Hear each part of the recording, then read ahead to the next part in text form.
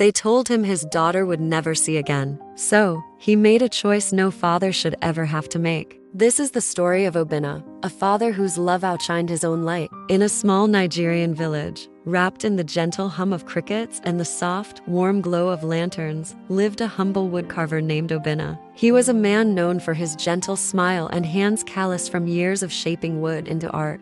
But his greatest creation, his entire world, was his little daughter Amara. She was a bright, curious child, her laughter echoing through their small home. She was always asking questions, her favorite one being, "Papa, what does the sunrise look like?" Obinna would smile and try to describe the explosion of colors, the way the light kissed the treetops, but words always fell short. Then, one rainy season, a shadow fell over their village. A fever swept through, leaving a trail of sorrow. For Amara, it stole something precious. When the fever broke and dawn arrived, her world had gone dark. The illness had taken her sight. The vibrant world she knew was replaced by an endless night. Doctors came from neighboring towns, their faces grim. Village elders brought herbs. Prayers were whispered into the wind, and tears fell like the persistent rain. But nothing changed. Amara was blind.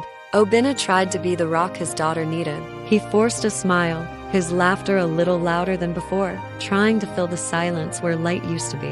He would spend hours carving intricate toys, birds with delicate wings, lions with flowing manes, so she could feel their shapes and see them with her hands. At night, he'd sit by her bedside, telling stories so vivid, so full of color and life, that she could almost see the world through his words. He painted pictures of the golden sun, the deep blue river, and the emerald green leaves, hoping his voice could be her eyes. But after she drifted off to sleep, he would sit alone by the window, the weight of his helplessness crushing him. He'd whisper into the darkness, a desperate plea to an uncaring universe, "If only I could give her my eyes. Just take mine." It was a thought that haunted his every waking moment. One afternoon, as the dry season began to bake the earth, something unexpected happened. A jeep, covered in dust from a long journey, rolled into the village. Inside were travelers from the city scientists, they explained. They were part of a research group, testing a new radical eye transplant experiment. It was a procedure so rare, so experimental,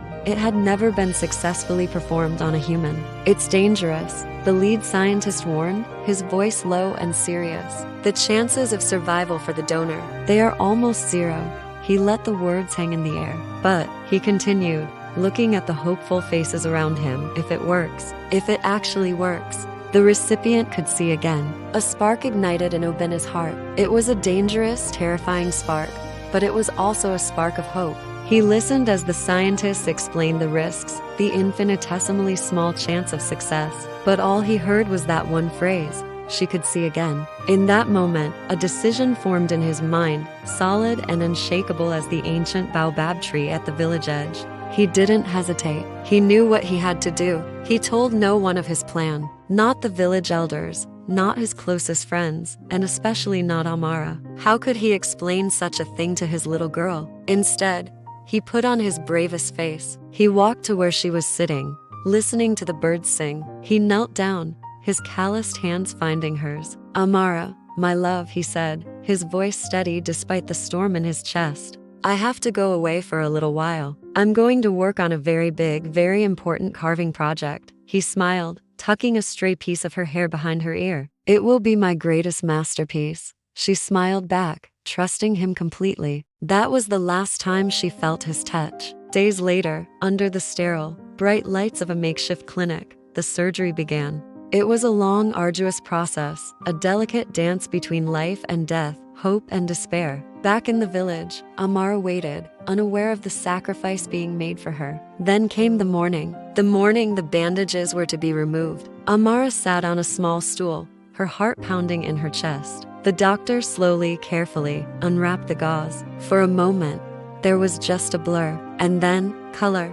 A torrent of it. A blinding, beautiful, overwhelming flood. She gasped, her hands flying to her mouth. The world burst into existence. The brilliant blue of the sky, the vibrant green of the grass outside the window, the deep, rich brown of the wooden walls. And there on the horizon was the sunrise, a magnificent explosion of gold, orange, and pink. It was more beautiful than any story her father had ever told. She screamed not from fear, but from pure, unadulterated wonder. She jumped to her feet and ran through the house, her voice a joyful cry. Papa, Papa, I can see. You have to see this. I can see. She searched every room, her heart soaring with excitement, ready to share this miracle with the man who made it all possible. But her father wasn't there. The house was quiet, empty. His tools lay untouched on his workbench. The only thing he'd left behind was a small, folded note, resting on his favorite wooden chair. With trembling hands, she picked it up and unfolded it. The words were written in his familiar, steady script. My little star, it began. I told you I would help you see the world. I hope it is as beautiful as you imagined. Don't be sad for me. Don't cry. Because now, we can see the same things together. Whenever you look at the sunrise, whenever you see the beauty in this world, know that I am seeing it with you. I love you, Papa. The villagers found her later that night, by the river's edge. She was clutching the letter to her chest, her small body shaking with sobs. Tears fell silently from her new eyes, landing in the water as the sun set in a final, breathtaking blaze of red and gold. And in that glorious, fading light, she looked at the sky, at the world her father had given her, and she whispered into the evening air, her voice filled with love and sorrow and gratitude. Thank you, Papa. I see it now. It's beautiful. The story of Obinna's sacrifice became a legend in the village, a story told to children for generations to come. A reminder that a father's love can be a light strong enough to conquer any darkness. Thank you so much for watching and sharing this moment with us. If this story touched your heart, please consider liking the video and subscribing to our channel for more stories that inspire and move us. We'll see you in the next one.